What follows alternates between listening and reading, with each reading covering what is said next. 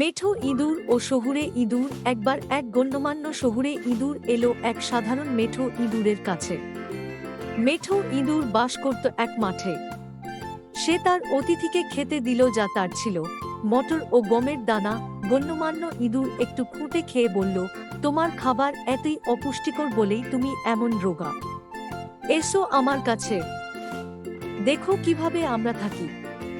তখন মেঠো ইঁদুর চলল শহুরে ইঁদুরের কাছে।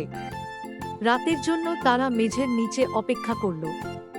লোকেরা এসে খেয়ে চলে গেলে তখন শহুরে ইঁদুর তার অতিথিকে খাবার ঘরে নিয়ে চলল এক গর্ত দিয়ে। তারা দুজনেই চড়ে বসল টেবিলের উপর। সাধারণ মেঠো ইঁদুর জীবনে কখনো এমন ভালো খাবার চোখেও দেখেনি। সে বলল, তুমি ঠিক বলেছ, আমাদের জীবন খুবই খারাপ। আমিও শহরে বাস করতে চলে আসুন। একটা বলতে না বলতেই টেবিল কেঁপে উঠল, আর দরজা দিয়ে মোমবাতি হাতে নিয়ে ইঁদুর ধরতে লোক ঢুকল ঘরে।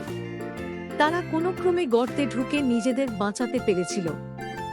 না, বলল মেঠো ইঁদুর, এর চেয়ে আমার মাঠে বাস ঢের ভালো।